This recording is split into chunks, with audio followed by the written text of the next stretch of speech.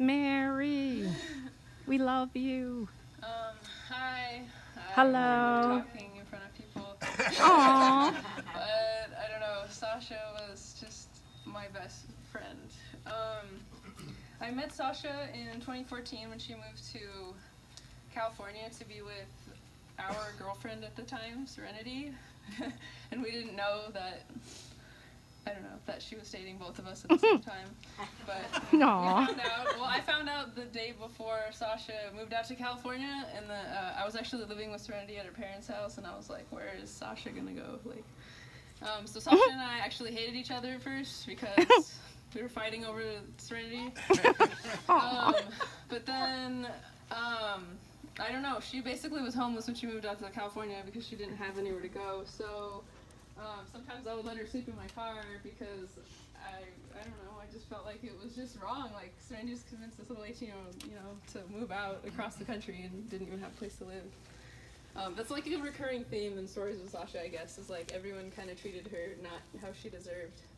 And I don't know, I feel like it was really weird how we met, but like we still became like so close over time because we were just both really weird, I guess. I don't know. Like, we didn't care about shit like that. Like, I feel like a lot of people would be like, oh, that's like they would never befriend someone like that. But we're like closer to each other than I think either of us were with Serenity in the end. Although I don't really know, I guess, her and Serenity's relationship. But sorry, I ramble a lot too.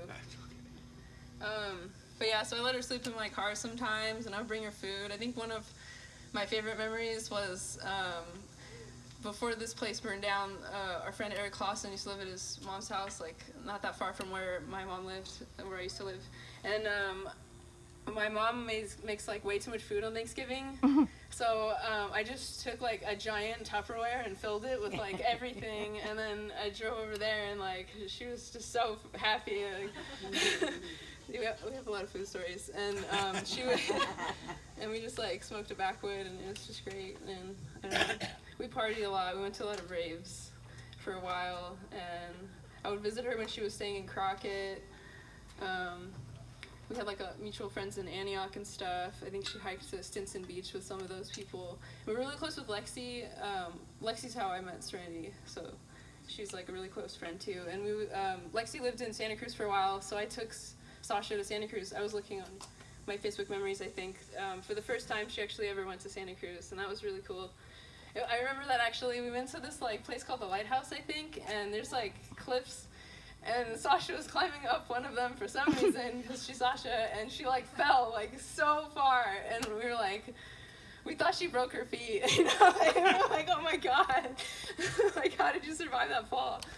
Which is another recurring theme, like, even though she died, she, like, dodged death, like, so many times, like, just in my experience, actually, I think the first time I met her, she was at my friend Cole's house, like, Serenity called me and was like, what do you do if someone has alcohol poisoning? And I was like, is it Sasha? And then, so I ended up, because it was like, I think it was the second day she was out there, so I ended up driving there and I tried to help, but like, I didn't know what to do. I'm like, I don't even drink, and I was like 18, so we just like waited for her to sober up. But yeah, that was like the first time I met her, which also was, I guess, a recurring theme in our relationship.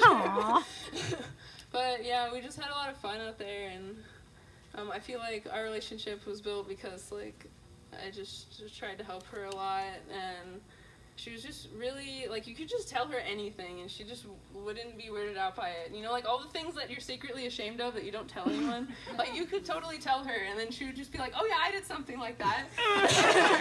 And one time she told me, she was like, I think everyone thinks, like, they do this weird thing or whatever. Like, everyone probably thinks, like they're so ashamed for something, but if they just talk to other people about it, like, they would just feel normal, because they realize, like, everyone probably does the same thing. We just don't talk about it. Yeah, and we went to Pride a couple times. That was one of the last times I spent with her was SF Pride 2018, and that was like so much fun. We went to her house after it was over. She was living in the Tenderloin. It was like so horrible, but she was so happy to finally have her own place. It was like a little room, but it was $1,000 a month, and it was in the Tenderloin, which is, I don't know if you guys know where, it's like one of the worst parts of San Francisco. There was like a lady in a cardboard box selling crack outside of her front door. But that was just that part of town, and it was really funny. I remember one time I took her to the symphony because I was in a music class, and it was the first time I ever went to a symphony.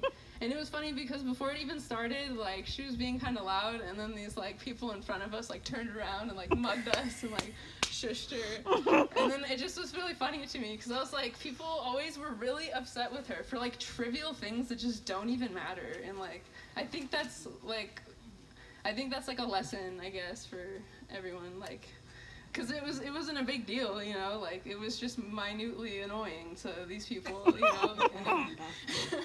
But they made, you know, such a big deal.